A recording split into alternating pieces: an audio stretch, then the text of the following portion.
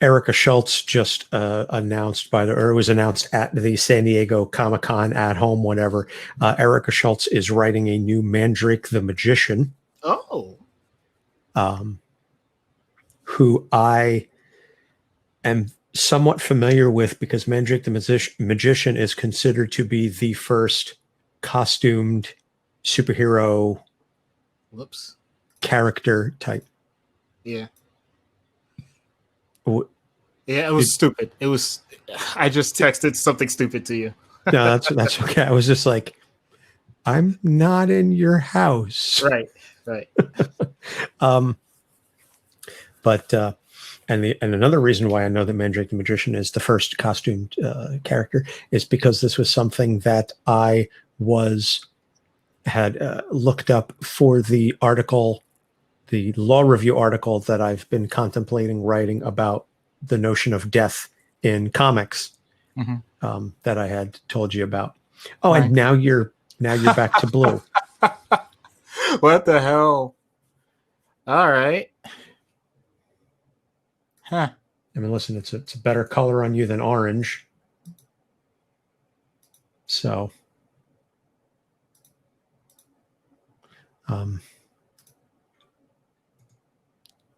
but in any case,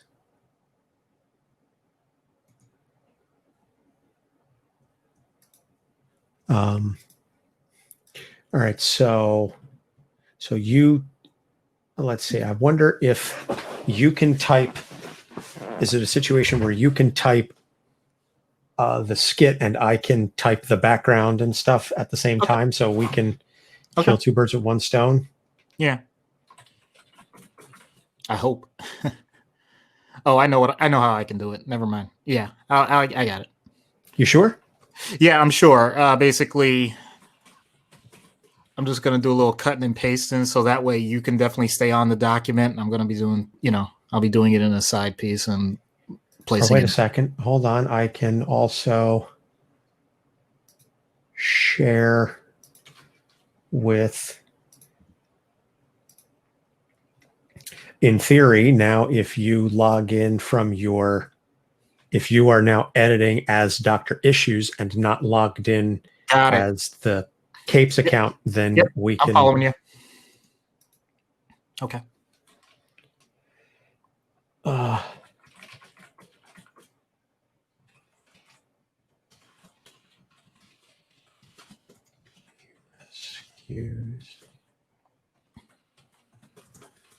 Oh, that is so cool. I wasn't even aware of that as a feature. Oh, yeah. That's Google Docs works so that multiple people can work on the document at the same time. It's just that you and I have always both been logged into the capesonthecouch@gmail.com account.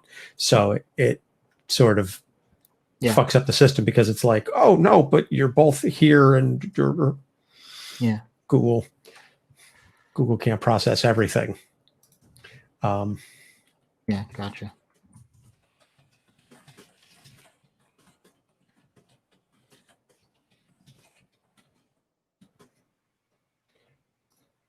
Black Bolt's son is Ahura. That's it.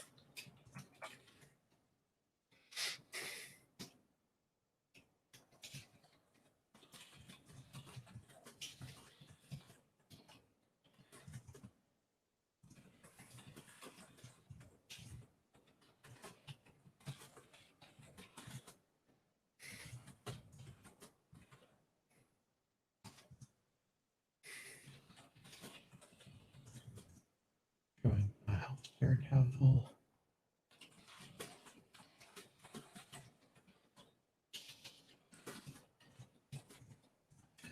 Payroll campaign. Payroll office.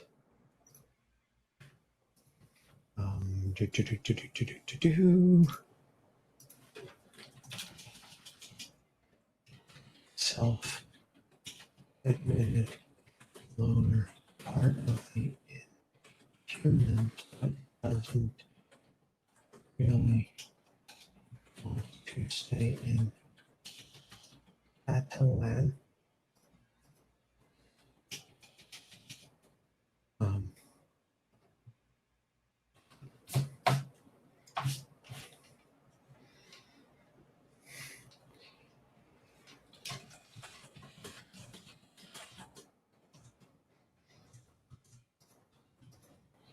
Yeah, I'm curious. I'm curious to see what you come up with for some of um, Mhm. the skit. Yeah.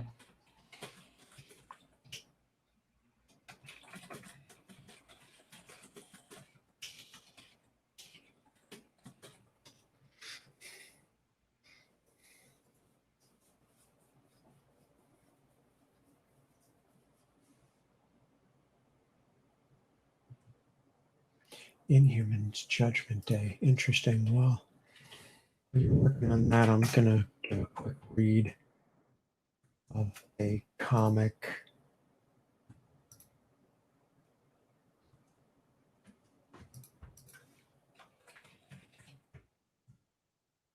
Inhumans Judgment Day.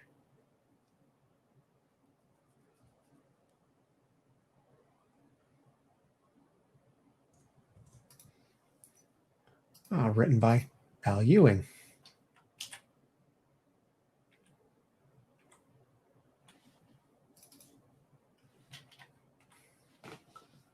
Da, da, da, da.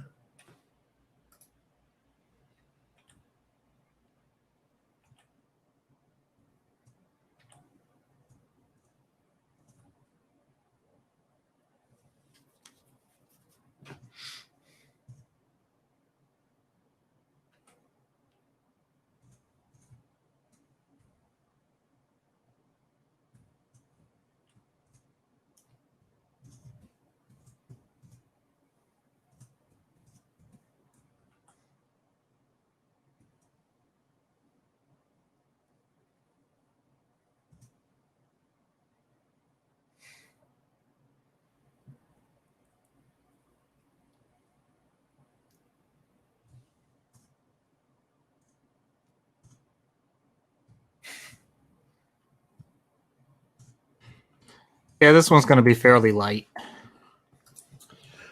Okay, no, that's fine. I just read I didn't read the entire comic, but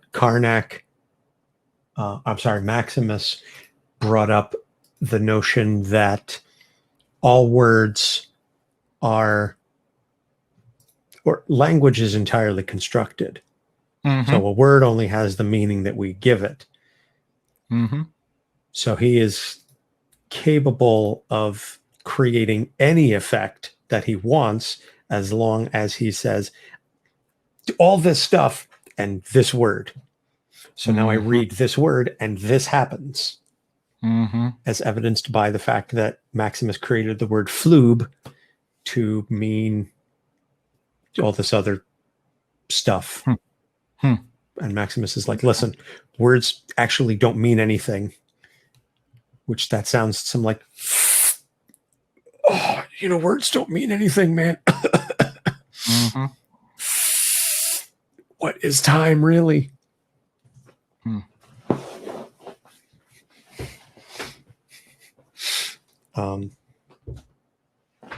So,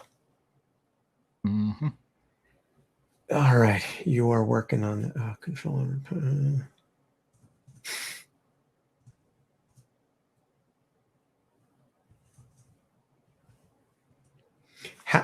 Also, he has a dog. I forgot to mention that. His dog, Fori, that he brings with him everywhere, and he helps use Fori to be able to see. If he reads the word see, he can see through Fori's eyes. Got it. So I feel like Fori needs to be incorporated in there somehow, that maybe they all end up going to Hawaii, which, by the way, thank you for bringing that up, because now I have to figure out how the fuck to make that sound effect. And how to do the ambience and stuff, like ukulele in the background or something. Yeah, that's it. That's exactly it. It's a ukulele in the background. Believe me, I already have this planned out so far, so don't worry. Okay, listen, I trust you. We've been doing this long enough. Also, while you're doing all that, I wanted to mention we've got 100 coming up, and what are your thoughts on doing an award type show where, like, our fans vote on certain categories, like, favorite episode, best acting, most emotional moment, favorite, most hilarious, most hilarious episode, whatever, best voice, worst voice, whatever, sort of thing. And so, like, we take nominations, because if we're doing that for 100, this is 89. I want to give them enough lead time to be able to say, okay, get your votes in now. Okay. So, because like I said, 100, we got to do something big. Of course. And I didn't want it to just be like a clip show, or, I mean, we can throw in another AMA. Yeah. But I also felt like, I don't know, this would be a fun opportunity to get some feedback. Sure. So we'll open up the floor to nominations from the fans, and then, we'll have our input as well. And then each category will have like 4 or 5 nominees. And then they'll go from there. So I didn't think you would object, but I just wanted to throw that out there. Yep. So cool. Also, I have an idea for Extra Life, which I'm not ready to announce just yet, but I will be announcing on a future episode. I'm going to put a 1,000-piece puzzle together and live stream the whole thing. Okay. And people are going to donate and take guesses on how long they think it's going to take me to do it. And the person who gets closest is going to win like a gift card of some kind. So that's sort of where I am with that.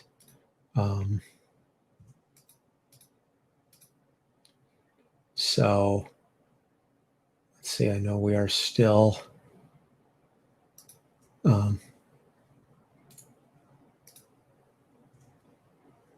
let's see. We're still working on that. Let me finish typing out the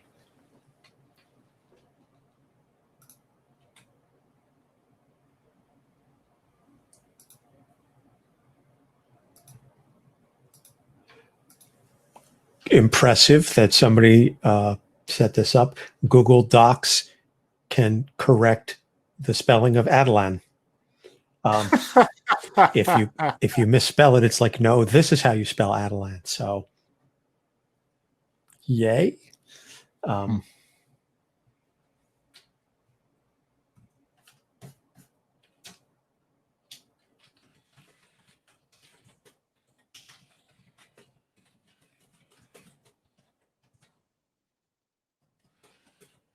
Has to be judicious with usage.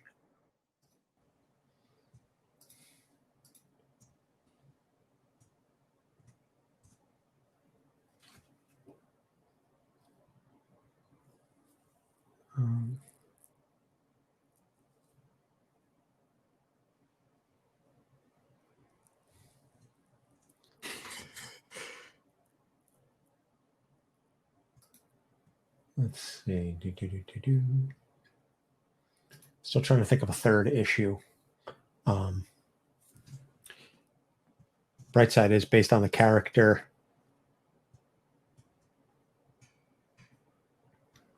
I feel like injecting profanity and some Patreon exclusive content shouldn't be that difficult. Yeah.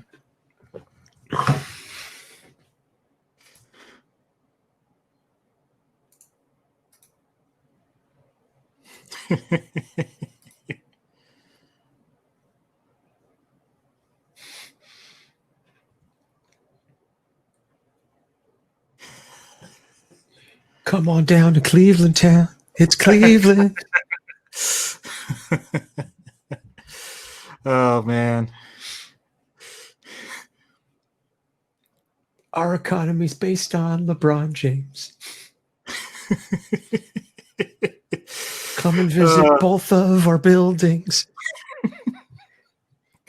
I'm so glad that the river's so polluted that all our fish have AIDS. Who the fuck still uses a payphone? At least we're not Detroit. We're not Detroit.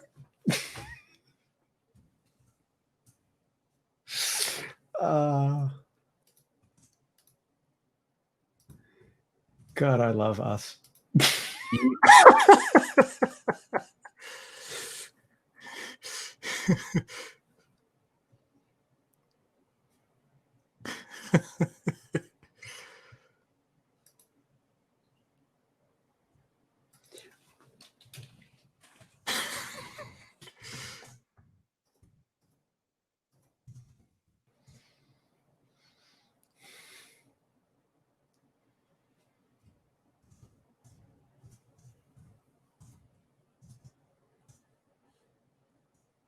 All right, let's see.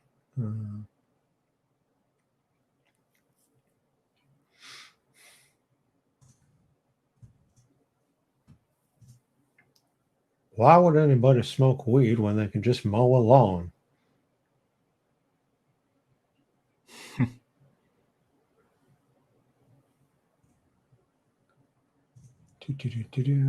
Um,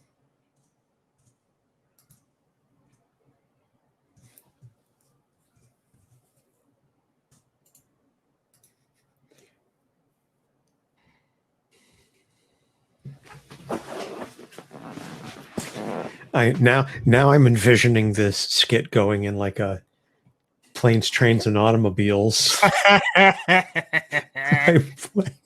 Like you and Raiders, like with these pillows. Those aren't pillows.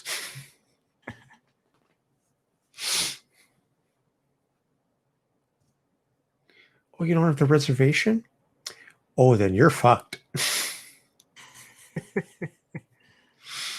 uh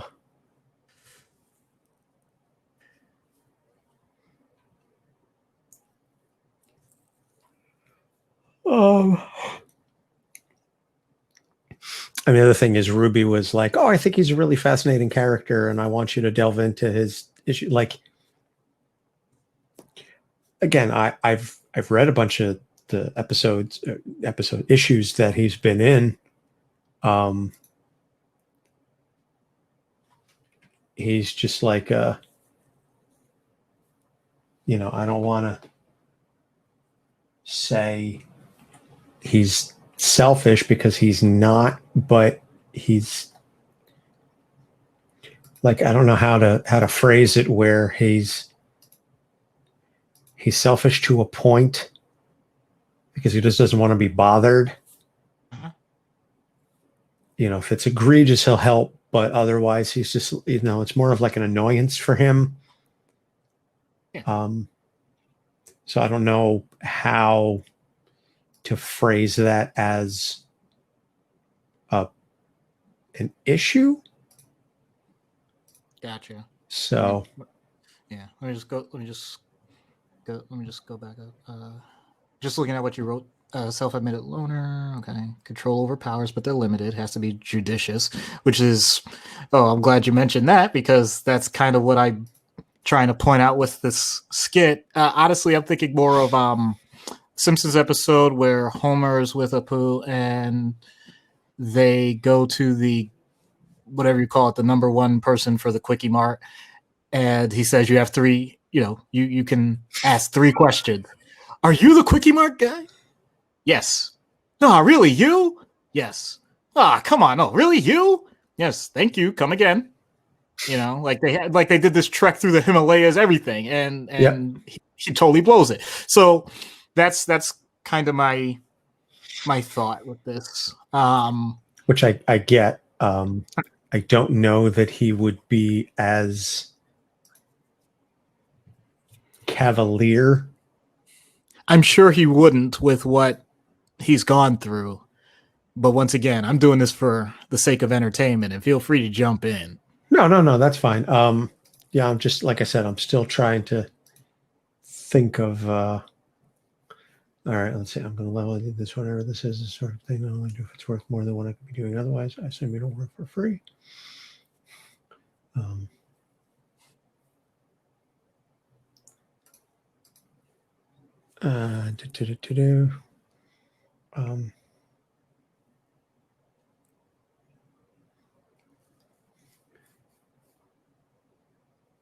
Okay, so he's using you to try and expand the scope of his abilities.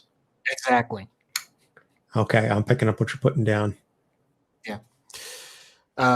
Now, once again, as always, I always have trouble with endings. So you get the gist right now of how this is going. More like he was just trying to get me into his world and having his experience, which I clearly do now. The problem, of course, is he's kind of blown his load, and so we're in this together. And it's okay. So how are we going to deal with this? And I don't mind having to work through it. Maybe in the sense that he gets like one extra charge, like just briefly, so that the situation is a little better than what it is right now. But yeah. But also the idea that it's really obvious that part of the reason why this doesn't work out for him is because he always just tries it himself. Like he just feels like he has to do everything himself, and he's back to square one each time. And I can look through so see, and I can look through my dog's eyes. Now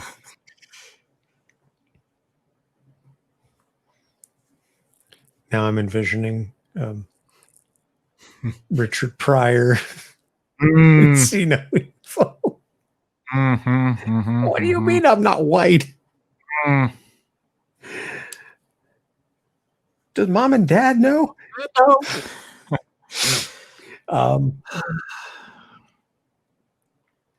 See, although was there not a woman? Are you serious? Fuzzy Wuzzy was a woman? Sorry. Sorry. What was I going to say? But see, everybody's either black or white if he's looking through the dog's eyes. But I digress. All right, so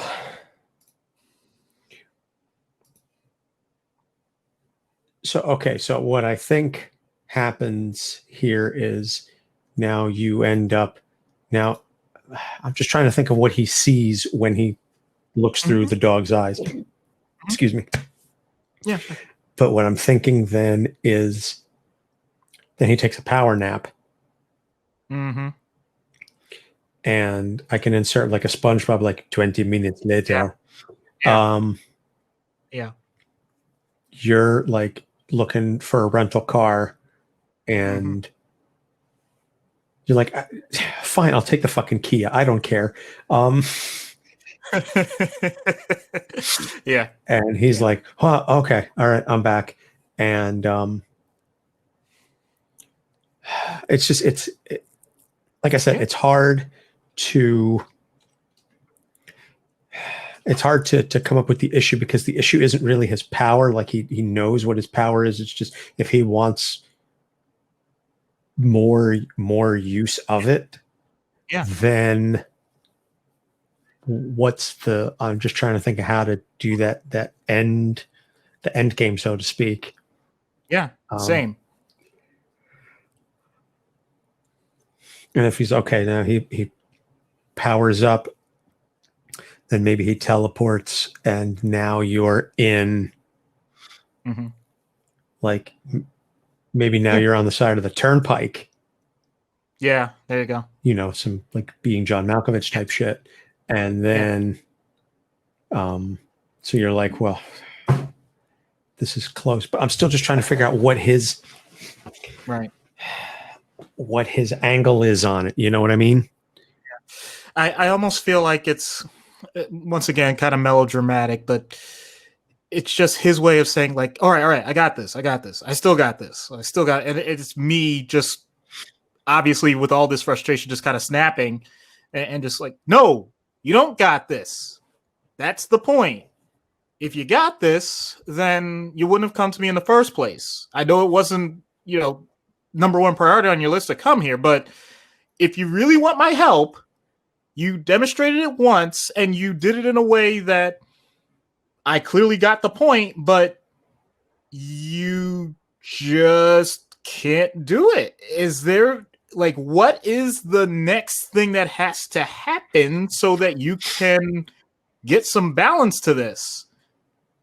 He's found the way to do it for himself and to do it for, very specific reasons, but then anything else, and it becomes either just a side note or, just something that he I can't imagine someone not processing information by reading because they can, and otherwise things happen.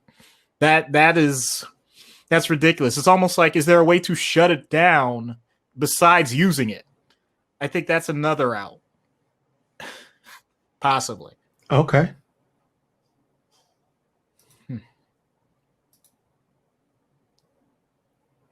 Hmm.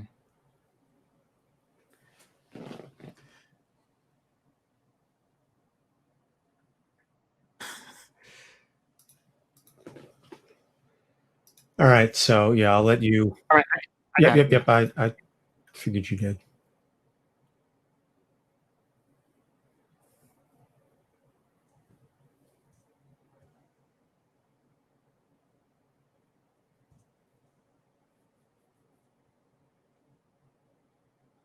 Um,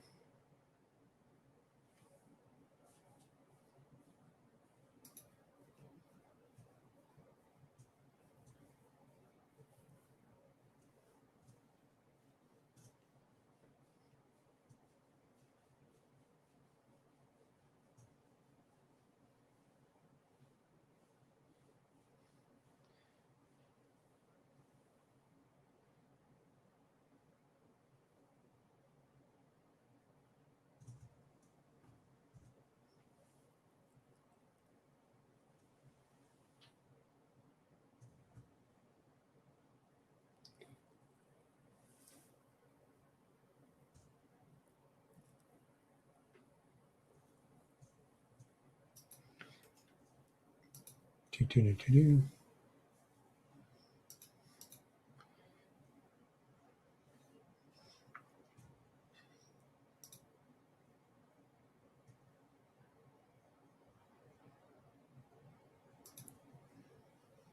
I still keep forgetting, or not forgetting, but maybe this week I'll reach out to the rest of the Avengers and we'll talk about starting to schedule our next episode.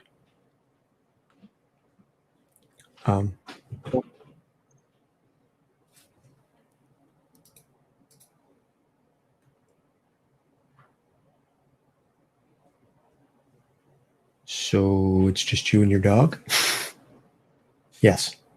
Yes, it is. Yeah, there you go. That's actually, you know what? I'll go with that.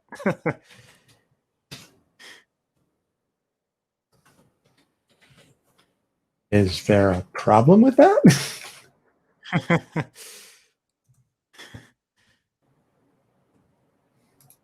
Low variation. Is that wrong? Should I not do that?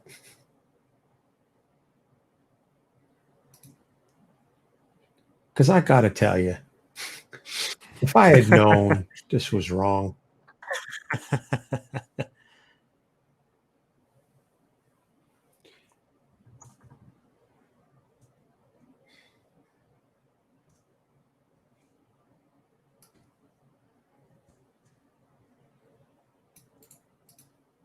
While you're doing that, I'm also going to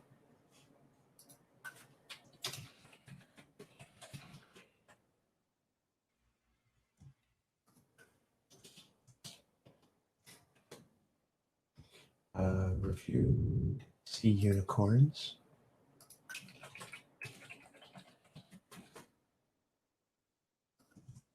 Oh, and I need to look up the next episode. Brian, the motherfucker that he is, sends me this like 4-panel comic strip of a guy who's bitten by a radioactive dung beetle and becomes Dung Beetle Man. And he's like, does this count as a comic? Because if so, this is my next pick. No. And I was like, no. Nope. Veto. Nope. And he goes, really? He seems kind of angsty. Oh, boy. I was like, you motherfucker.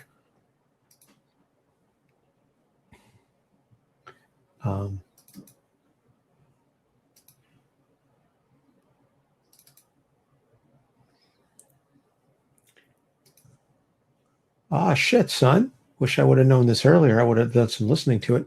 Today is the anniversary of Follow the Leader by Eric B. and Rakim.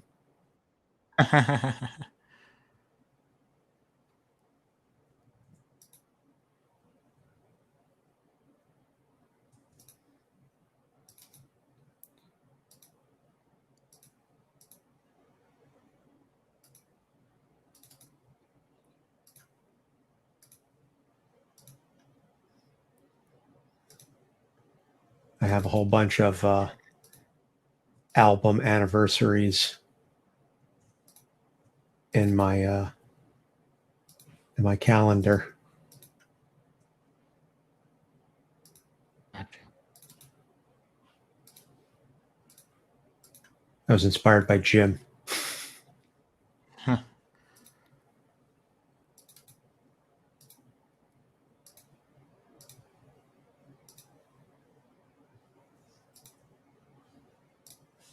Here we go. September 9.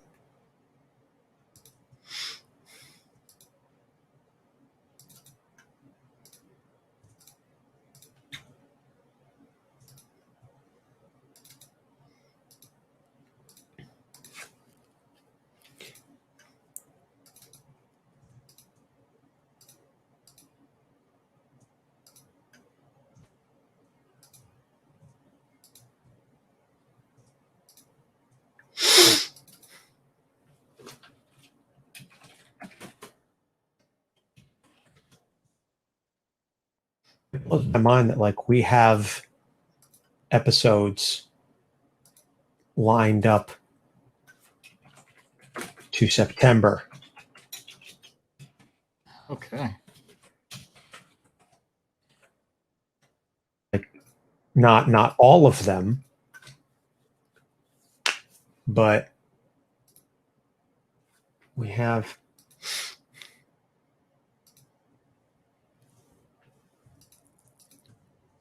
let's see today. So next episodes are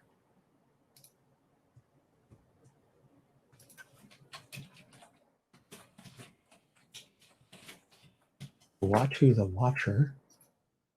That one is going to be Who Boy.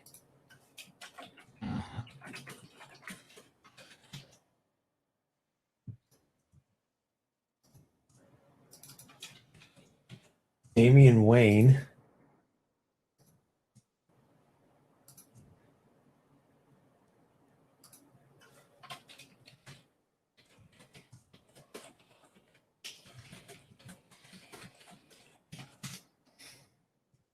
And then Brian's next pick.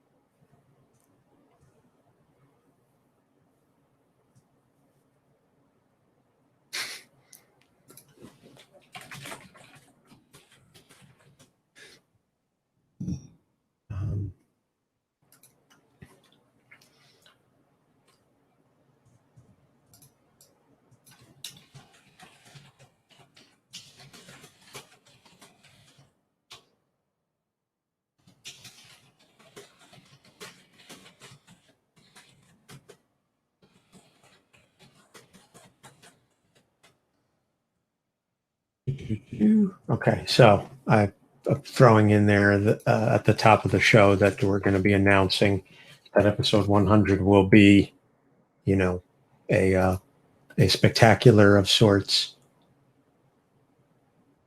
you know, award show, whatever.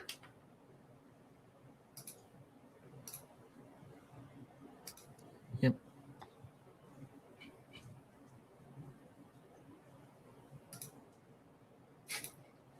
People who think that the coronavirus was made in a lab by the Chinese to fuck with America are idiots. Obviously, the coronavirus was created by the Houston Astros to prevent fans in the stands from booing them all season long for cheating. Oh man. Which reminds me, there was this initial report that Verlander was out for the season. Yeah, saw that. And it's updated now to say that he has some like a strain and they're just going to monitor it. Like that's a huge difference in those statements. But whatever. Yeah. All right, let's Yeah, I'm Yeah, I know.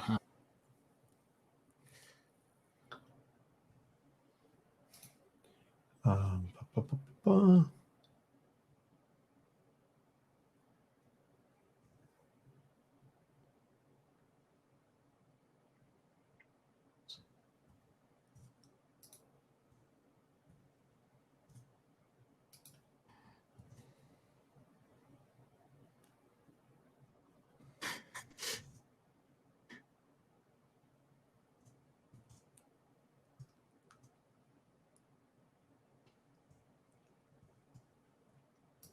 I have to say it was nice. As much as I enjoy the social media managing aspect of the show, it was nice to just be on vacation for a week and just put the phone down, not focus on Twitter, not focus on promotion. I kind of feel like it may have, I don't want to say hurt the show, but it impacted the brand, so to speak. But Yeah. although I'm sure you didn't see this on Twitter, I think this was Friday night. Kat and I got some boardwalk pizza. So I Cool. tweeted and I was like, Anthony's been on vacation all week. Hey, by the way, Popcorn Psychology, this is real pizza. And I tagged all of the hosts and then threw in the picture or threw in the hashtag Jon Stewart was right. Yeah. Yeah, they didn't react kindly to that. They were posting, animated gifs of Chicago style pizza, to which I responded. You mean casserole? To which I responded with an animated gif of a guy, pretending to like vomit, and and then Ben commented, said something like, you don't fold pizza. And then I said, the entire state of New Jersey would disagree with you on that. You got to do the Jersey fold. That's the only way to eat pizza, especially this slice, because we got it from the sawmill. $28 for a fucking large pie. But when I tell you the size of these slices, like at the crust, I'm not exaggerating, was almost a foot across from like corner to at least 10 inches wide, the whole slice. I was like, Jesus Christmas. It was a good slice of pizza though. I'm not gonna lie. I had some left over for breakfast this morning because it was in the fridge, and I was like, shit, we got to get rid of this somehow. So you put the sauce atop the cheese, atop. Kat and I watched the whole rant from the Daily Show. That's classic.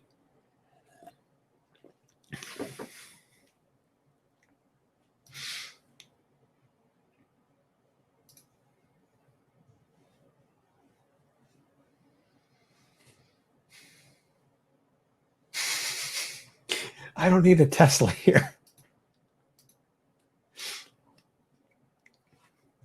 I'll take a fucking Civic. What do you got?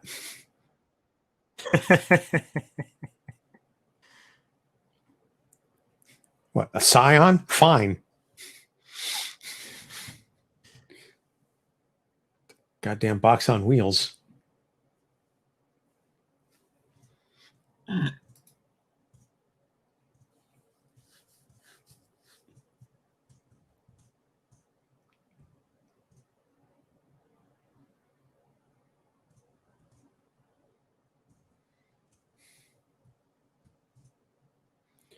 I know it's the case, but you don't have input. I got to be honest, didn't see it going this way. Just in general, when we Okay. Started, but I like it. Now, I'm saying not in a bad way. I just I didn't see it.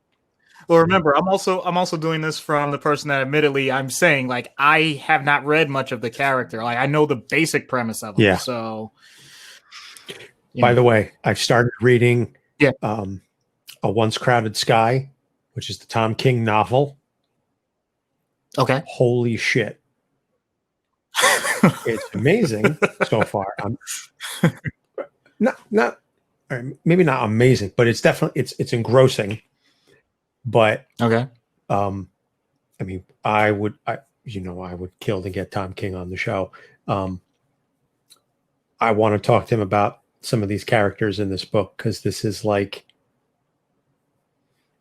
it's like Watchmen-ish, but Okay. happier, but also kind of fucked up in a different way.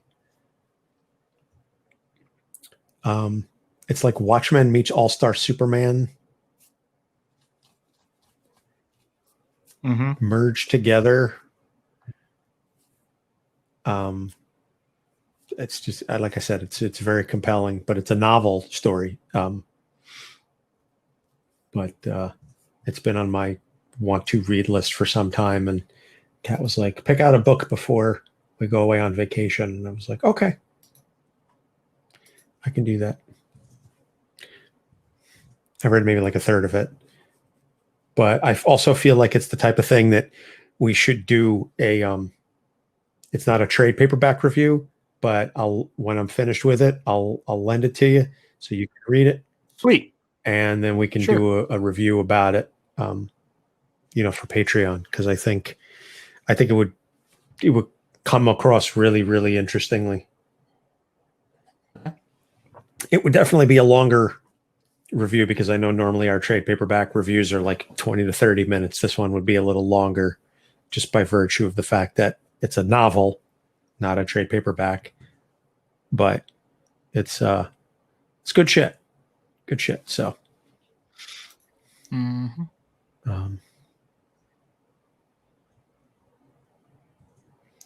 Ooh, I like that. Oh yeah, I'm not done. I didn't say you were.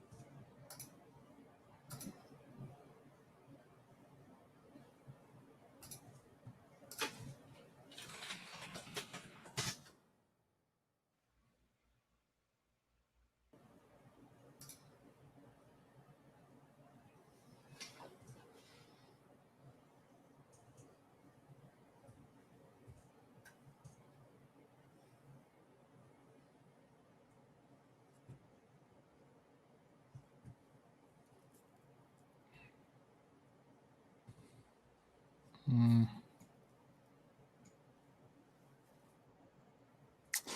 That's...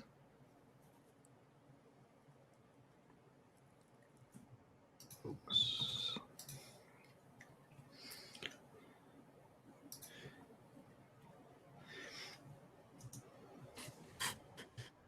Sorry, I can't help it. I don't know why this whole flow of this came to mind. I did not have any of this planned before we were talking. Okay. So, I believe you. Okay, I so believe you.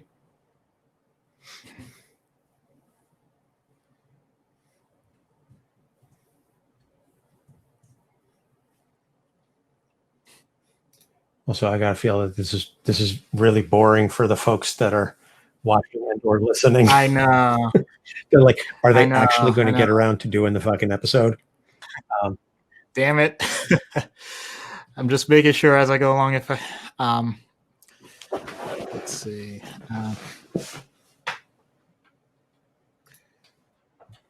Let's see.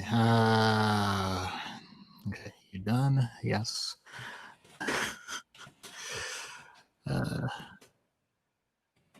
Hmm.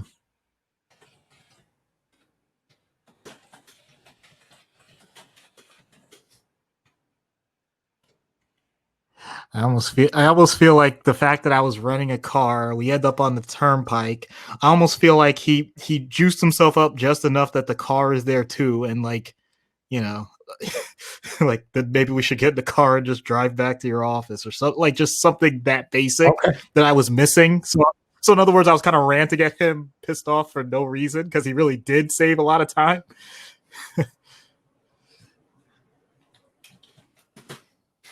This is one of the rare instances where I'm writing in the additional Patreon exclusive stuff. This is one of the rare instances where you curse. Nice. Maybe we could have that as an award category, like best moment of Doc getting frustrated.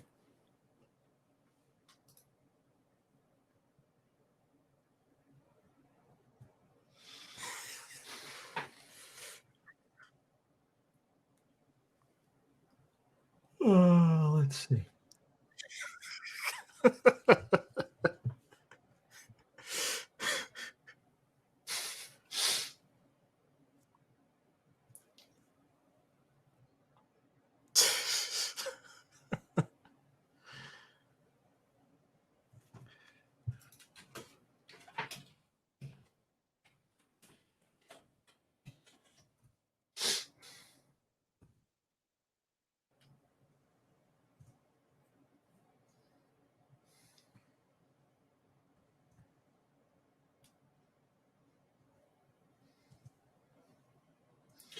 Insert time lapse. Let's see.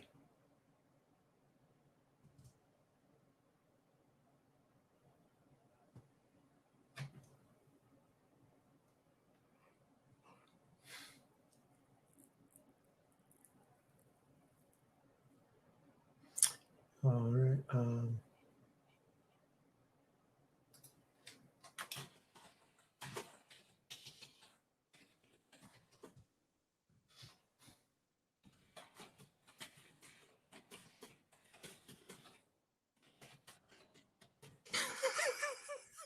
Oh my god. Oh wow.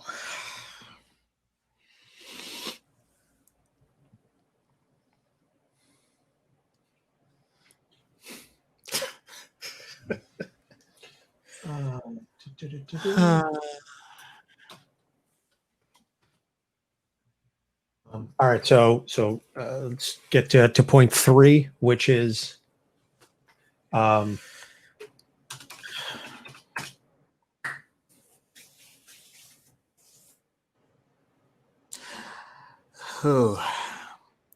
I'm tempted here. and again, it's difficult because I know you're relying on my explanation of Yeah. the character. But do we want to say maybe Yeah. about something about Forey?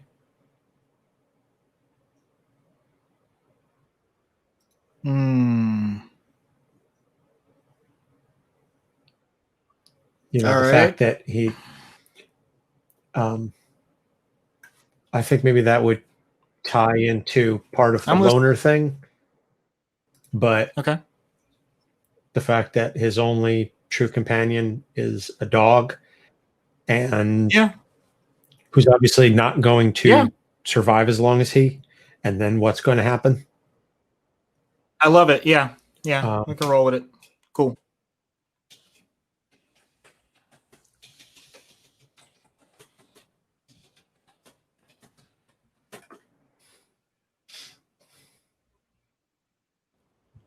Yeah, because I'll admit we don't talk about that a whole lot in general when it comes to pets and that entire accelerated relationship. Yeah. All right. Okay. So I think. All right. That's gonna do it. All right. Let's. I've got audition up and running. So.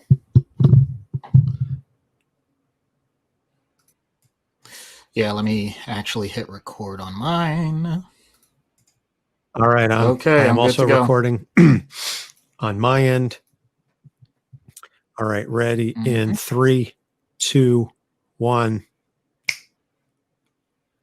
All right. I saw the snap, didn't hear it, but I'm sure it recorded on your end. Yep. Okay. Got that up there. Let me just see if there's any. Don't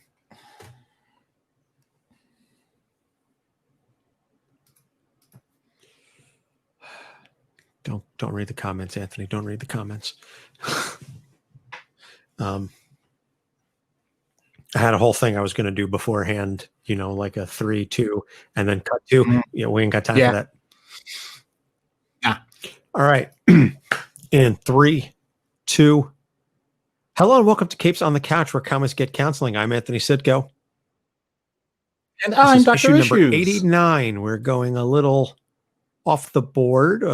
Certainly not a well-known character. We're doing Reader from the Inhumans, as picked by Ruby.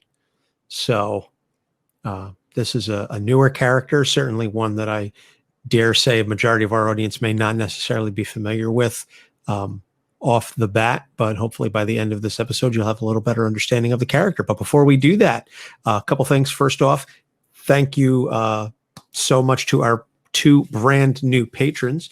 We have humble citizen Andrew and Mayor Jacob.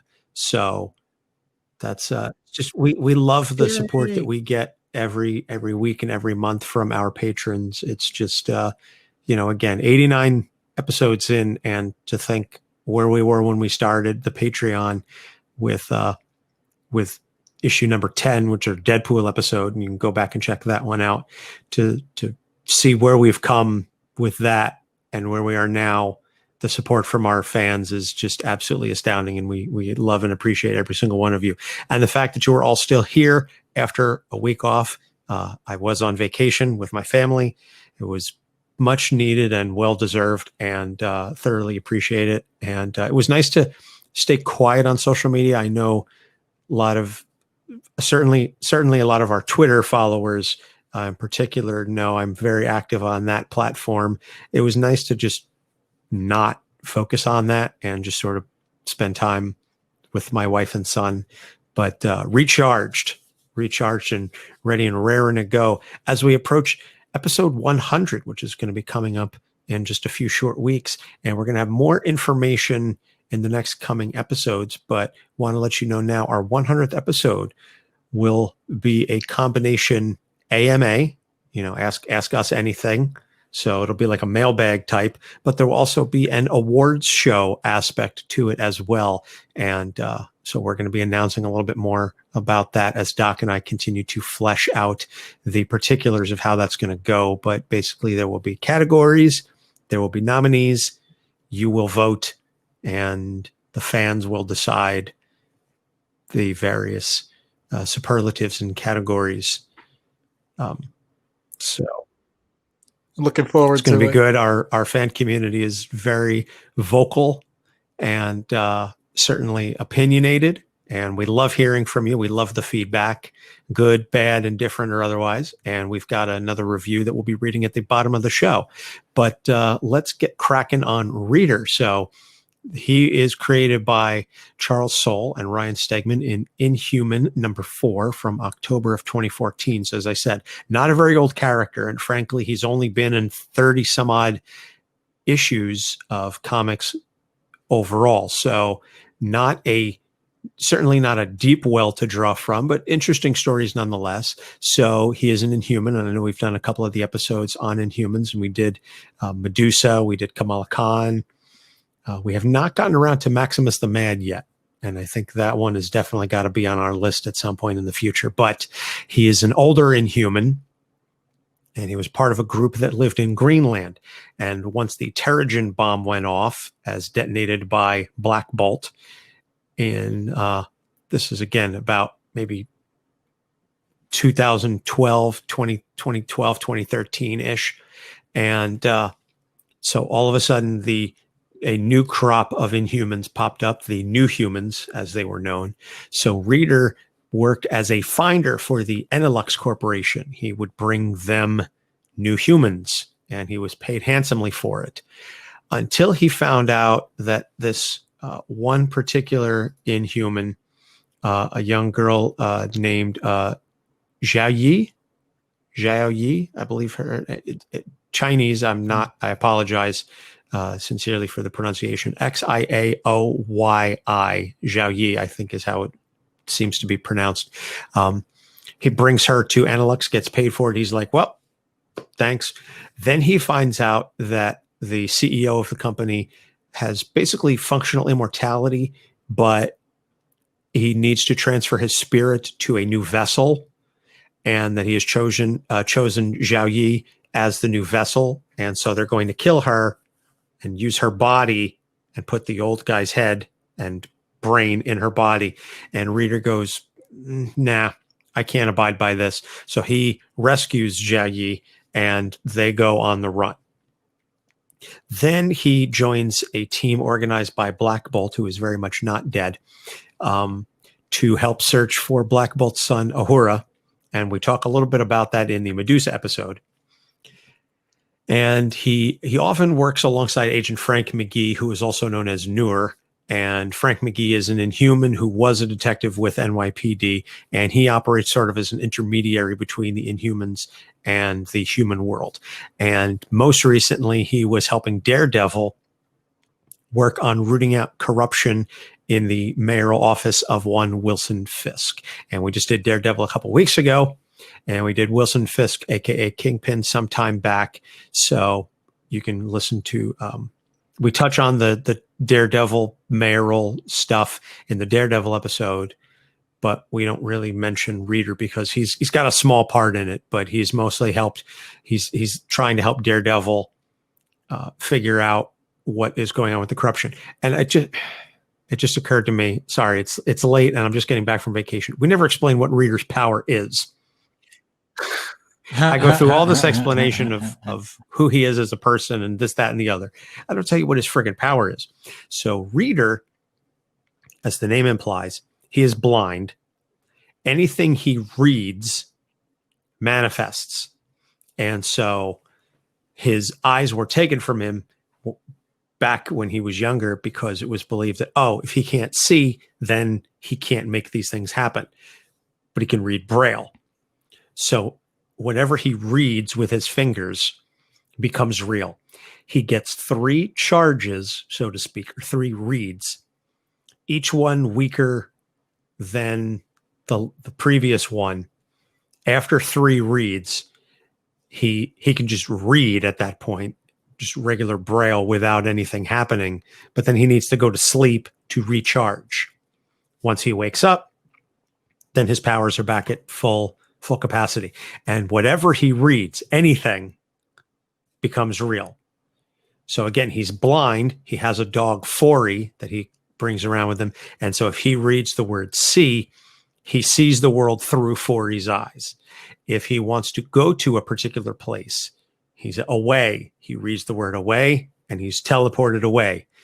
I think the word back will bring him back in time, a particular amount of time based on how strong his reads are. So if it's the first read, he can go back. I don't know exactly how far. I think the second or third read, he's back like a couple of minutes. But it's a very interesting power, and he uses it in very interesting ways. So I think we're done now on the background. Again, he's only been in about 30 issues. He's a fairly recent character. So the first thing I want to talk about is he is very much a loner. When we meet him, he is, as I said, he's operating as a finder for the Enelix Corporation, and he brings Zhao Yi, who then goes by the name ISO, because she has the ability to change pressure. She can manipulate pressure, water pressure, air pressure, etc. So as he brings ISO to the Enelix Corporation, and then he's like, all right, that's it. I'm out. Like I did my job. I'm good. Then when they go on the run, he brings her to Attilan so that she can learn and work with Medusa. And she's like, aren't you going to stay in Attilan or New Attilan? And he's like, no, it's not really my thing. He is very much a loner. He has connections and relationships with the Inhumans, but he doesn't want to stay in Adelan. And unfortunately, by virtue of the fact that he's not ever been a main character in these books, and again, admittedly, I wasn't able to read every single issue that he was in, but I never got a full understanding of exactly why it is that he doesn't want to fully embrace the Inhuman lifestyle. He does later on, but definitely initially he's very much, yeah, they're there and I know them and we're cool, but I don't want to live that life, which is a very interesting thing for someone with his power set to have.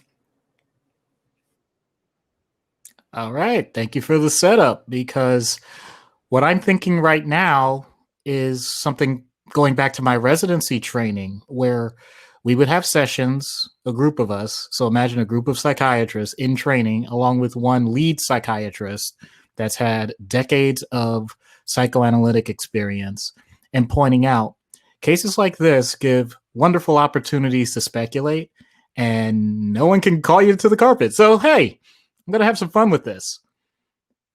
From what Anthony has described and what I've gathered, admittedly briefly, with this character, is that isolation begets isolation.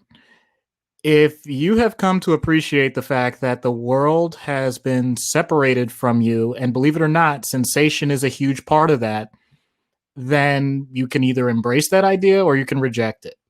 And it's very clear that readers accepted it. And his power in and of itself allows him to accept it, because there's a part of it that he can manipulate. So that makes it a little easier, but to relate it to things that you and I as human beings can really understand, you're not going to have a perfect match with anyone in life. I'm sorry to say. You're going to have people that are fantastic matches under the circumstances and in particular situations. And hopefully you have people that are going to be lifelong interactors in your whole sphere of influence. But there are no guarantees to that. And as I've mentioned several times, when it comes to the genetic lottery, there are no guarantees to the location that it's going to happen. You mentioned this whole idea of Adelan. That could just as easily be a rural environment where there aren't that many people other than the people you're born with. That could just as easily be a third world country that doesn't have opportunities for certain genders, certain races, certain tribes, whatever you want to call it. So in those situations, there is a certain benefit to developing a level of self-reliance and being able to become a chameleon. You end up fitting in anywhere because you didn't initially fit in anywhere. So I'm not going to necessarily say that it's automatically a bad thing, but the problem is if you don't develop that level of core relationship that you can rely on consistently and it not be an emergency. In other words, you don't want to, in theory, end up in a situation where the only way you interact with certain people is when you need something or they need something from you, because then it becomes purely transactional. I don't ever want to be in a situation with Anthony as my co-host, as my partner, as my best friend in life, to just end up saying, hey, man, I know you're a great guy, and the only time I'm ever going to talk to you is when I need $5. That's creating a certain level of distance. It's manipulating relationships to the point that you don't end up nearly as emotionally attached. And that's a huge loss. And the irony of it is, if you only have relationships where you use them when you need them, then when you emotionally need something, then you're not going to get it. So it's a huge trade-off. You can get me for the practical things, but you're not going to get me for the quote-unquote impractical things that usually are more important. The emotional attachment, the love, the condolences when things happen in a bad way, or the support to build yourself back up when things go wrong. So Reader is very susceptible to that, in my opinion, because of the way he set his life up. When things are okay, he wouldn't care. Most people wouldn't. But when things are really going bad, sure, he has his own things that he can do to help himself, and it's great. But at the same time, the second that he needs others, they may not always see that in the same way that he does.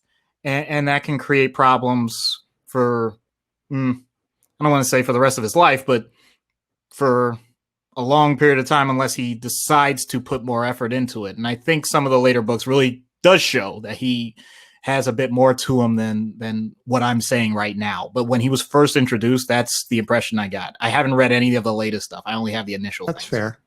And I don't think you're entirely wrong on that. Also, if you need $5, you can just ask me. Dude, if I'm ever in the position where I truly need $5, then you know that things have gone really wrong. What if you need $3.50? That damn monster? Nah. I thought all of a sudden I look up and I realized the Girl Scout was a 60-foot crustacean from the Paleozoic era.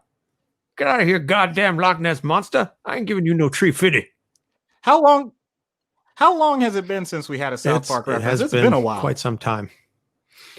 All the time I just want to give them just a little bit. Damn it, woman, you're giving them money. You know they're going to come back for more.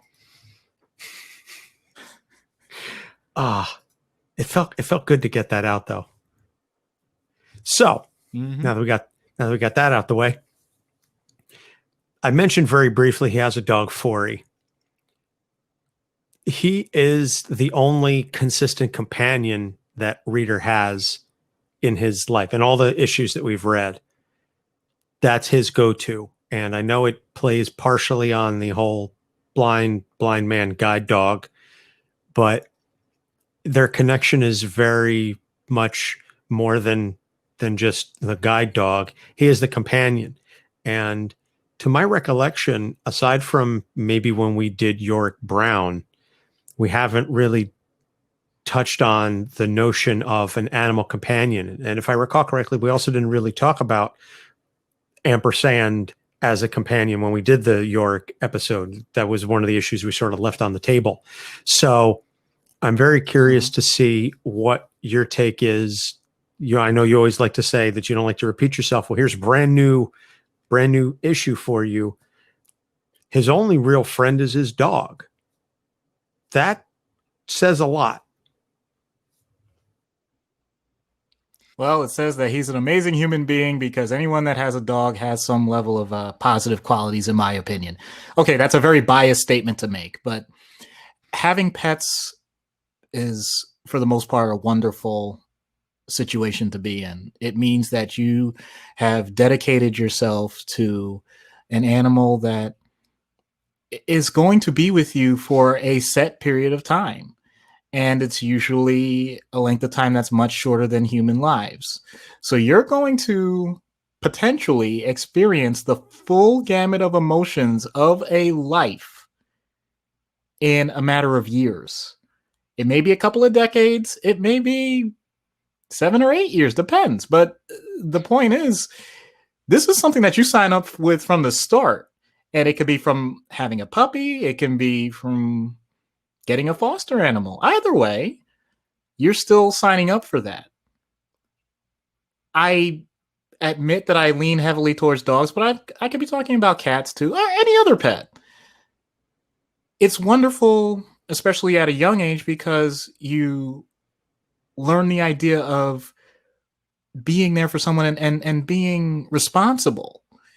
They are going to be relying on you for food, for entertainment value, for exercise, for all the things that we as humans need too.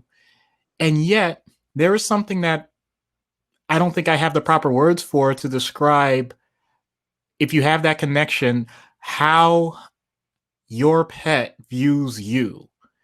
And yes, I will specifically talk about dogs because if you've developed it properly, they consider you the universe. They consider you everything.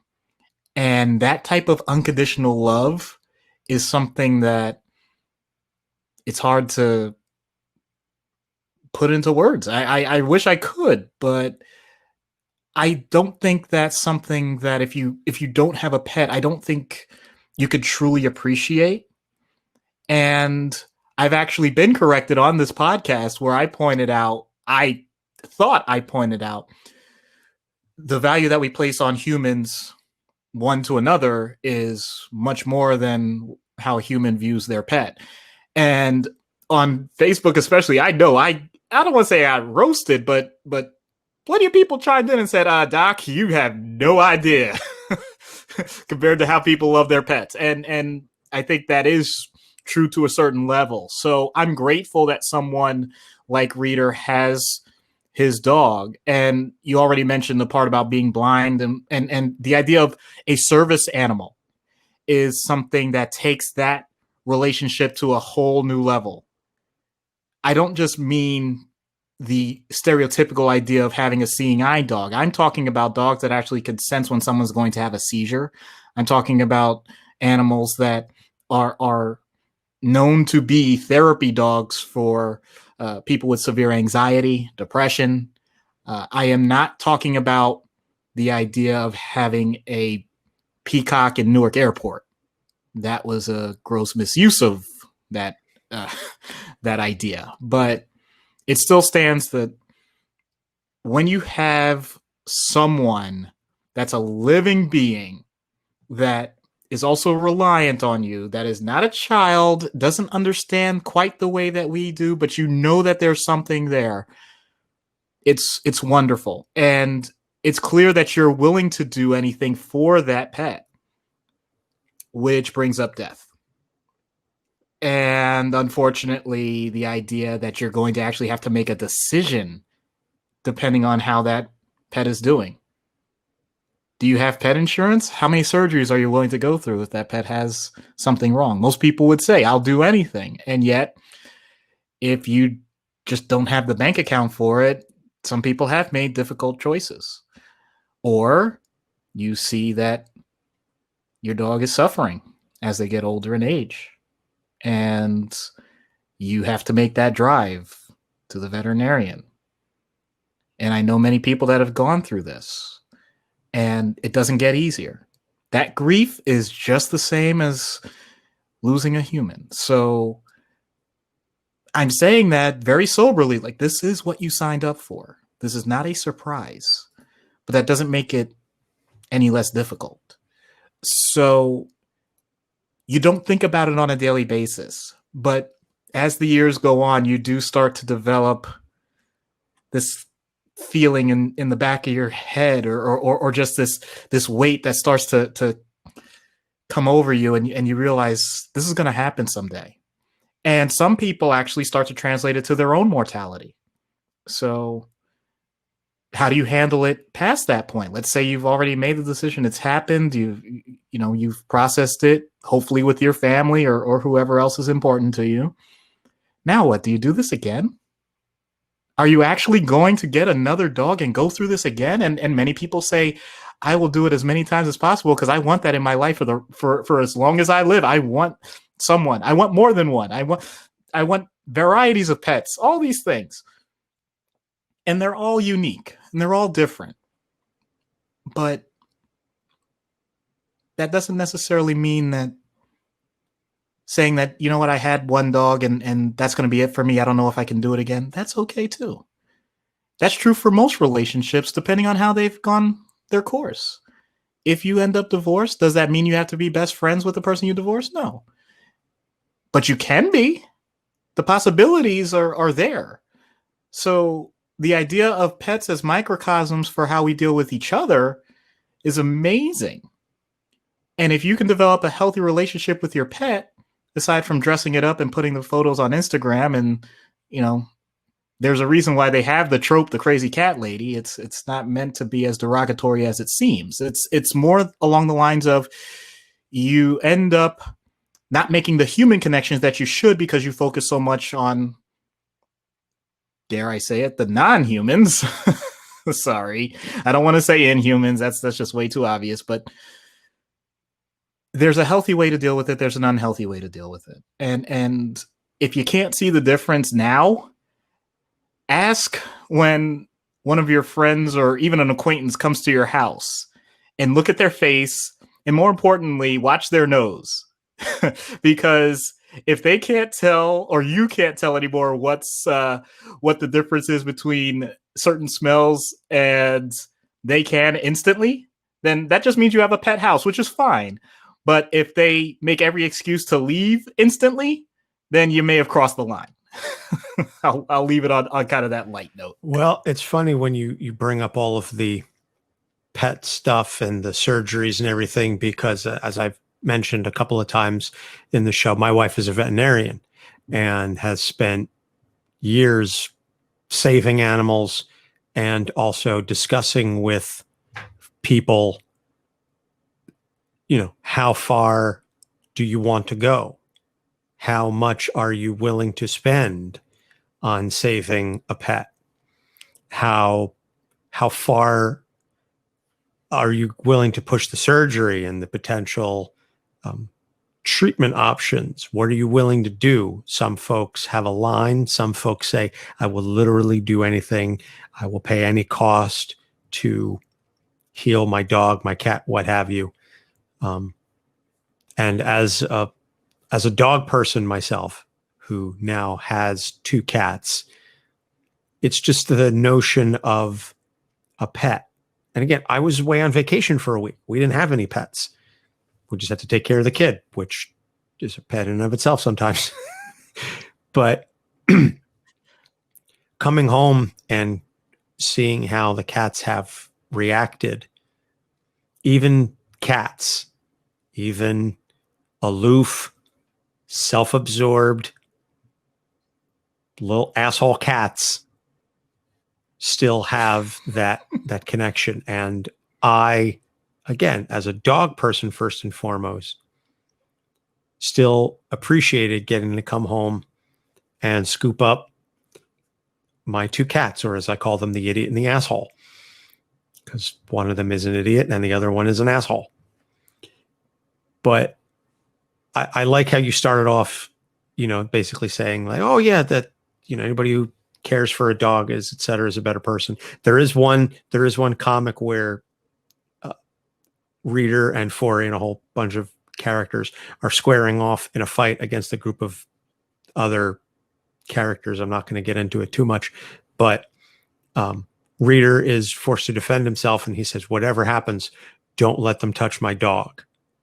Like, he doesn't care about what happens to all the other people that he's with, but don't touch his dog. I mean, he's going to go John Wick on your ass.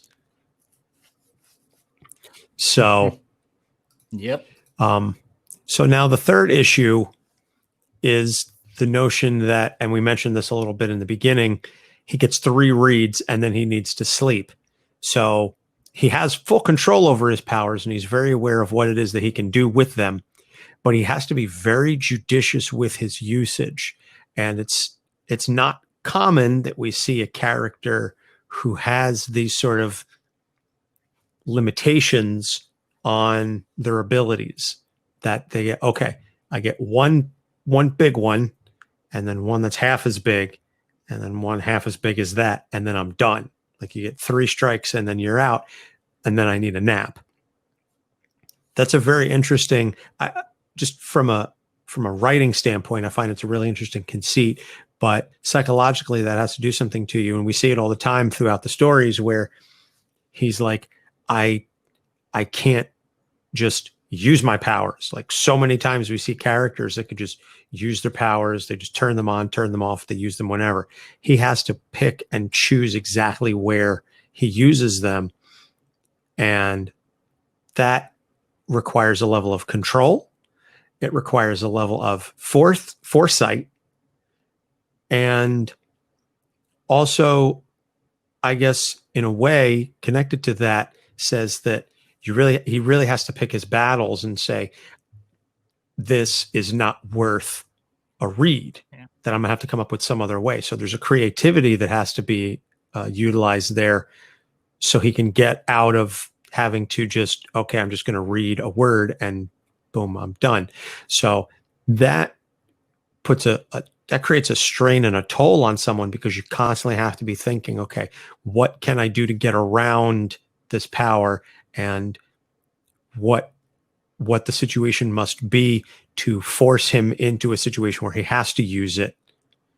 There's a lot. That's a lot there.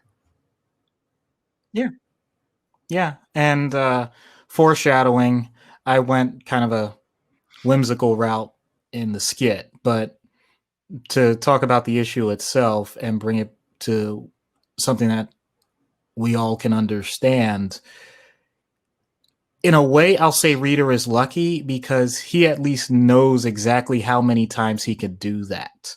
Since we don't have superpowers, we do have connections, networking, relationships. We have intimacy. We have desperation. We have certain emotions that when we use them, and I hate to say it that way because I don't mean to make it sound so utilitarian, but when you have an ask of someone, I hinted at it earlier, it's a lot. It's not something to be taken lightly. If you're, let's say, in a job and you know what your typical tasks are on a daily basis, let's say for whatever reason, a unique situation comes up where you know you can't do this job by yourself. You have a coworker that actually not only can do that job, but they do it better than you do, but they hate it. They would rather do anything else in the world than what you're about to ask them to do. And if you do ask them, you recognize that there's going to be a certain refractory period. You're not going to be able to just go up to them, even if it's a tiny, tiny little favor. You're not going to be able to go up to them for a while and ask anything because they're just going to be super pissed off. So you now actually have a lot to weigh because you want this particular job to get done, but you also want to maintain the relationship with this person. So what's the tipping point? What's the balance? I don't have the answer.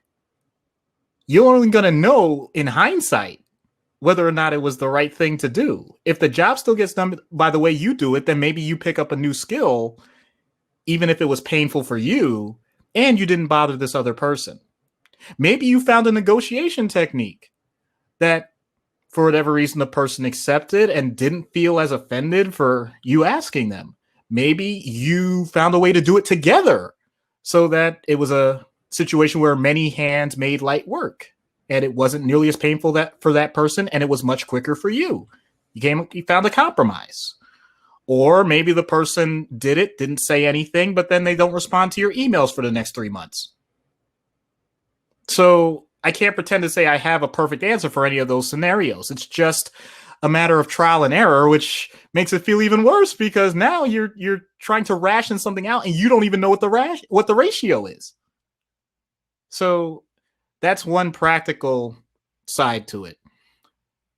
Another side can be the idea that you've been just dealing with something emotionally at home and you've been talking with your spouse or you've been talking with a friend or a neighbor, and it seems like every day when you're coming home, you're bringing up something new. And it's always something that's really draining you. And to be honest, it's draining the person you're talking to as well. So they have this ability to help you through. They have the ability to be your ear, but that ear is getting more and more bent and they're about to close it off. You don't know what that threshold is, but you've been testing it now day after day after day. It's okay to ask. It's okay to actually say, look, I know that I've been really, really weighing you down. Should I take a break? I'm not talking about saying like separation in relationships. I'm not going that far. I'm saying that often we wait for the other person to say to us, look, I can't talk anymore. I'm just done. I can't, but it doesn't have to get to that point. You can actually be proactive if you've been relying on someone to help you through and asking for their feedback too. Make it more of a two-way street, because that's often what I see in these situations. When people are talking to me about the circumstances that they're going through, they're always talking about how, oh yeah, I know so and so, they always listen to me, they've always been there, et cetera, et cetera. And when I ask, well, then why are you here? They say, well, because they said that they had it and they left. Like, well, it's hard for me to work on that now when it should have been brought to someone else's attention, maybe to mediate or at least help the person develop other skills a lot sooner. So if you're already in that situation and you've already done that, and by the way, as always, I'm not putting myself outside of this realm, I'm just as guilty, then maybe I'll make this the call to action. The idea that it's great to have that support system, that support network, but check in with them to ask how they're doing. Because just because they're the greatest ear or greatest shoulder to lean on, that doesn't mean that shoulder doesn't get weighed down. It could be hurting pretty bad. And I'm not saying don't stop. You could continue to talk to them, but just even being aware that that's a possibility and acknowledging it to that person can be just the pickup they need so that they can keep going. Well said. And I've said for years that even a rock needs a foundation underneath it to be supportive. And as someone who has kind of been the rock for many, many people, I have in turn my own rock. It's much in the same way that I'm sure therapists have their own therapists that they go to when they're dealing with issues, because you hear things all the time and it weighs on you as a professional. And you have to have an outlet for that. You can't take on all of that burden and then just dissipate it. I know you have your training, and obviously I'm sure that helps, but you still need someone to talk to about that stuff. And they have someone to talk to. And that's right. As I said a couple of weeks ago in the call to action there, that if everybody helps everybody else, we all sort of just lean on each other just a little bit, we can all stand. So that's the similar thing. But yes, I agree. Talk to your rock, but ask them how they're doing. And I'm sure they will gladly take the opportunity to release a little bit of that. Hopefully it's not opening the floodgates, but if they can just get a little bit of that burden off, it helps. So we're going to take a short break. When we get back, we'll get into treatment. Stay tuned.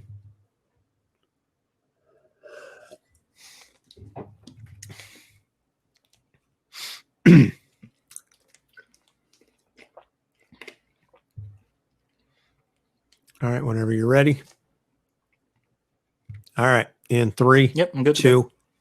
Hello and welcome back. So, treatment in universe for reader. Oh dear. So, based on the types of powers that he has, this can get pretty interesting. I don't know how to print out Braille, but I'm sure I could learn or get a printer to do it.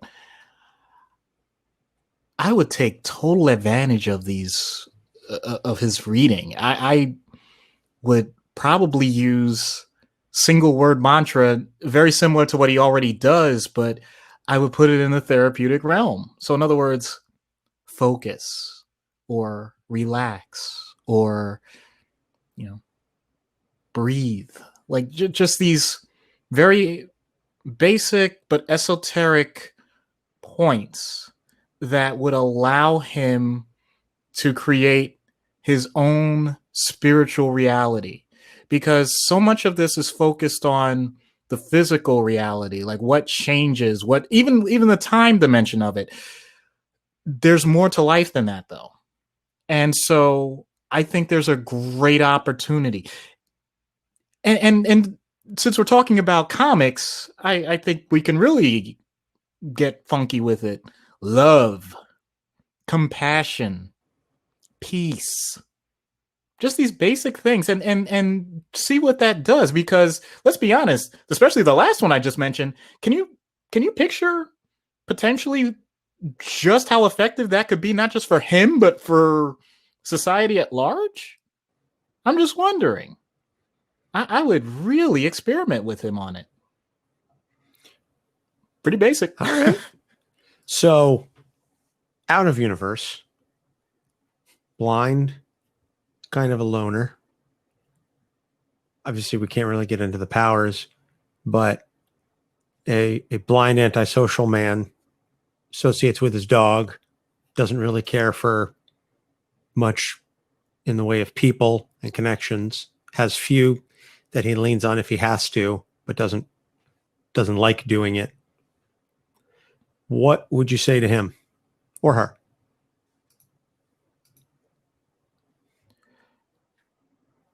First thing I would do is make it as comfortable for them as possible. If they're bringing the dog to the session, I would ask the real basics. Well, what kind of dog is that? Oh, okay. How long you had them? What's their name? Oh, what do they like?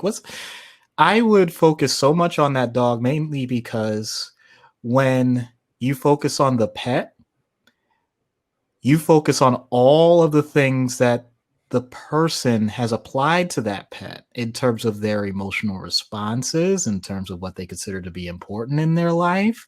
If it's a matter of I wish I were making this up, a Chihuahua that's dressed up like with like a nice little coat and, things like that during the winter. Like, oh, okay. That's pretty cool. Who made that? Did you make that or you bought it? Oh, really? Oh, that's a family gift. Okay. Did they get something for you too, or just for your dog? Oh, you just wanted it for the dog because you felt like it would be a waste of money on you. Really? You place that high a value? What about for yourself? That's fascinating. You've done this for the past several years and you haven't actually wanted anything from anyone?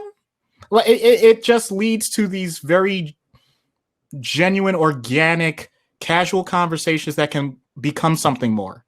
Because if I go in with a basic shuffle of okay, why are you here? What's your name? Okay, have you been in the hospital before? Have you ever seen a psychiatrist or therapist before? I still have to ask all of those questions, but if I lead with it with a person like this, it's instant shutdown.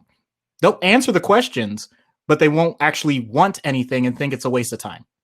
So it's usually much more gradual, much more subtle, because the second that you pretend that you're quote unquote their friend, they see right through that BS and they're out of there. So you have to develop it organically, and usually the pet is the way, or whatever particular thing they enjoy is. It doesn't just have to be pets, but since we have that example to use directly, that's what I'm going to focus on.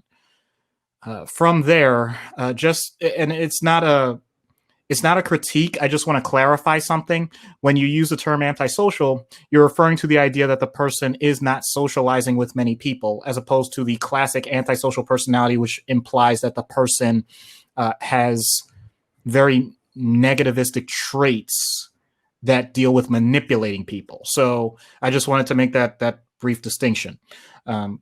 So from the just simple interaction piece, I would try and also figure out what is it that motivates them outside of people, and see if I can incorporate people slowly into that. In other words, if the person, let's say I'm making this up, they're outdoorsy. They just really like hunting, fishing. That's why they have a dog. It's a great companion for those things. And not everybody wants to do that. I'm like, yeah, but that's one of thousands, if not millions of people around the world. So it's like, have you ever joined a club? Like just have that one thing in common. It doesn't have to be every day. It doesn't have to be every week. Just opening up and branching out a little bit for the sake of developing other social interactions that may lead to something more. I think we kind of discussed the inverse of this. I don't remember which episode, where the idea is once you're in a club, you feel like everybody shares the same exact traits all throughout, even though that's not the case. In this case, I'm actually starting from the basics. Like, start with that one trait and see if something else grows from it with other people. So that's the way I would approach it.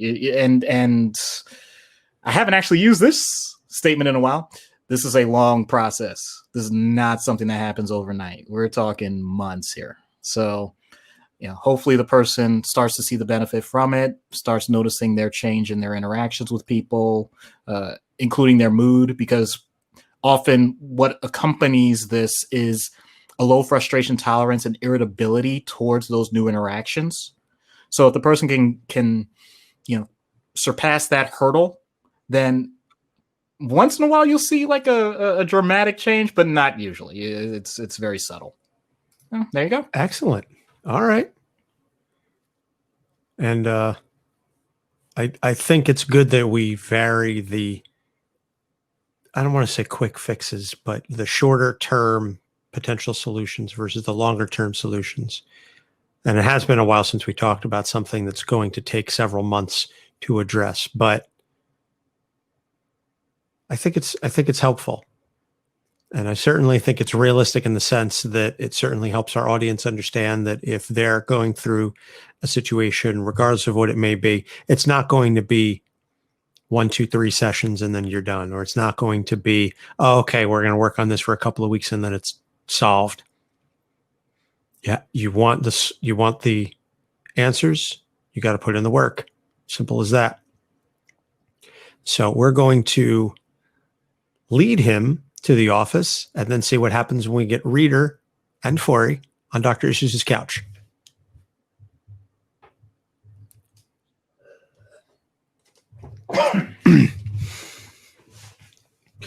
All right.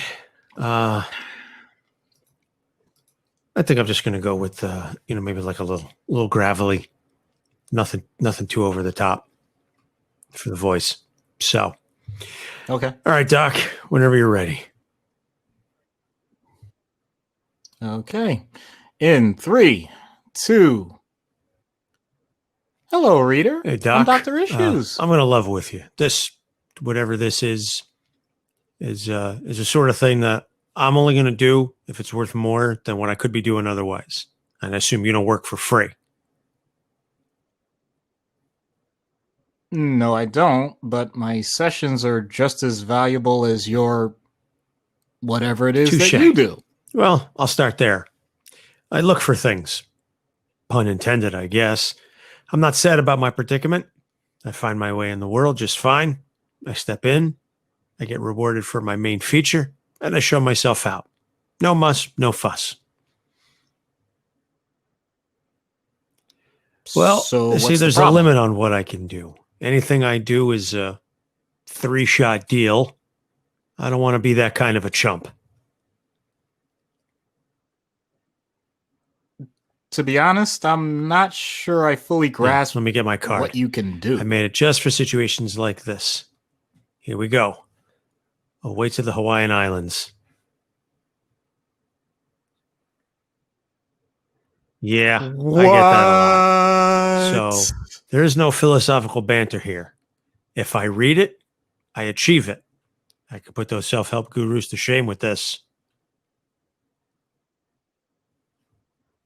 Again, you want to stay here for a while? In theory, yes, but no. We got to get back to my office. I just need to warn you, it's not going to be quite so simple. Well, it's okay. Better than nothing. Away to Dr. Issues' office.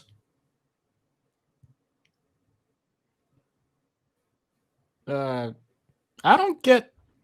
So, wait, we're going to have. We're at an airport. I don't have my passport. Wait, it says this is Cleveland on the sign. What the hell? First, we go to Hawaii, which is beautiful but unexpected. But then instead of bringing me back home to New Jersey, you send us to it fucking gets weaker. Cleveland? That's what I was trying to tell you. I need to build it up. I can sleep, and then it gets stronger again. My second read is only half as strong as my first read, and my third read is only half as strong as that one.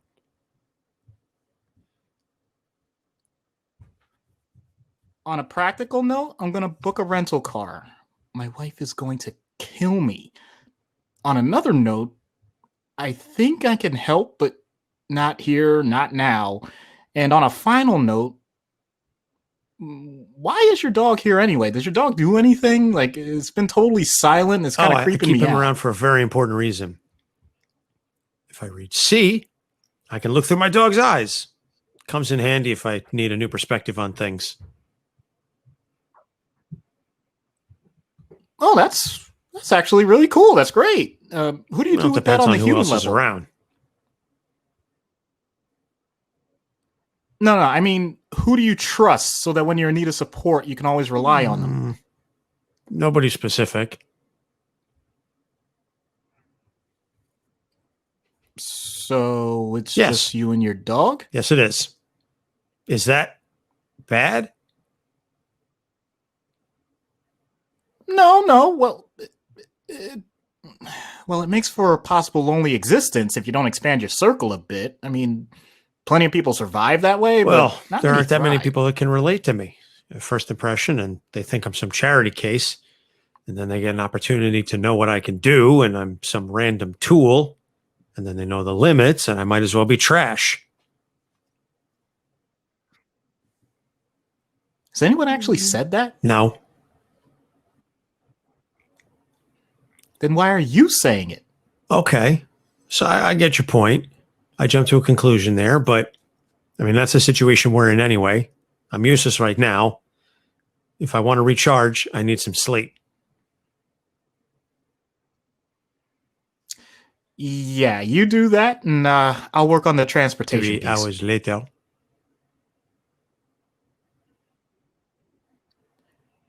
Look, I'll take whatever I can frickin'... Sorry, let me restart. Look, I'll take whatever frickin' size sedan you have. I don't need a Tesla here. Oh, I think I can get us closer. Away to Dr. Issues' office.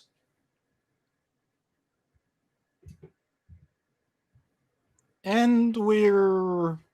Oh, I know those markers. We're on the turnpike. Nice. Well, it's definitely closer when I didn't ask for the help. Okay. Center. I get it. You know what you do. I know what you do. I know it decays. But you don't ask for input. If you want to build up some tolerance, maybe that would help. I don't know. Perhaps you could develop a meditation routine that minimizes the decline, or maybe I can give you some sort of prescription, for something to make a reproducible sedation. Either way, let's get a treatment plan together. Are you done? Then maybe we should get into the car Yes. that you rented and get back to your office.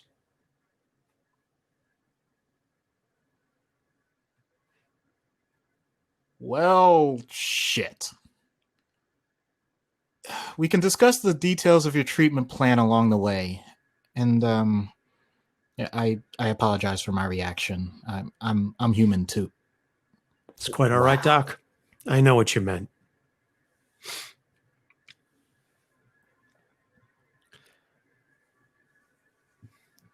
So you ended up like being John Malkovich then, just sort of dumped out on the side of the turnpike.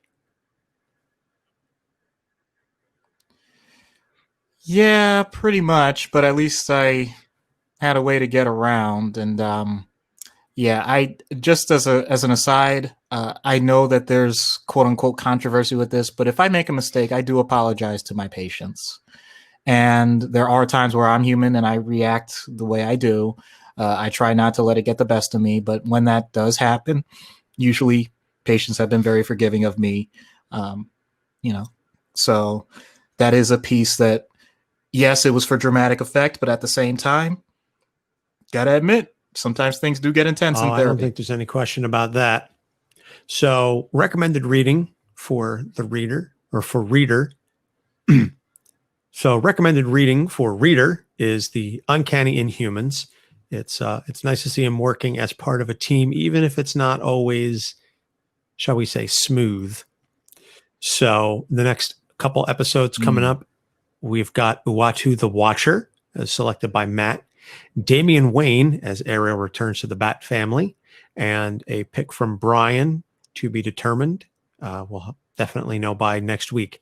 And before we get into the plugs, a review read from Sea Unicorns on Apple Podcasts. Never heard comics broken down this way. These guys are great. The way they break down comic books brings it home, and they do a great job linking the woes and follies of comic heroes to real life. I think that's about as clear and concise a summation of what we've been doing for the past 89 episodes as we're likely to find. So thank you to Sea Unicorns. We encourage you to leave us a rating and review if you are listening to us on Apple Podcasts or Podchaser or Stitcher. And if you do leave us a rating and review, please send us a screen cap of that review and your address and email us at capesonthecouch@gmail.com, and we will send you a sticker as a way of saying thank you for your support, because those ratings and reviews help us grow in the ratings and rankings in the podcast sphere. And the more people listen to us, the more we can expand and spread our message of awesome South Park references from 20-something years ago. Tree of fitting. So that's going to do it. We are on all manners of social media, Facebook, Instagram, and Twitter at Capes on the Couch. We have a Patreon. As again, we said at the top of the show, want to give a shout out and thank you again to Andrew and Jacob, our two newest patrons. You can be cool like Andrew and Jacob and get a shout out and all sorts of exclusive content. If you go to patreon.com/Capes on the Couch and subscribe, we've got a variety of levels there and some exclusive content that we will be coming up with. We come up with new stuff all the time, so you can go to that page and check it out. Also, our TeePublic site, teepublic.com, where you can buy cool stuff with our logo or the Why Because Comics. And as always, all of our episodes and more are found on our website, capesonthecouch.live. And that's going to do it for this episode. Doc, what you got to say? I definitely need to read those few comics with Daredevil, because And it's truly there you the have blind it. leading the blind. So for Doc Issues, I'm Anthony Sitko. Thanks for listening. We'll see you next week. And save. And close. And we're going to stop the broadcast. So thank you to everybody who watched on Facebook and YouTube. And thank you to Mara, who was listening on Discord, had to duck out. But she said she enjoyed listening to the recording and the making of. So I should have mentioned while she was and listening to open the Pokemon Go gift that I sent her like months ago, because we're friends in the game, but I can't send her another gift if she doesn't open the one that I already sent her. But anyway, all right, going to stop the broadcast.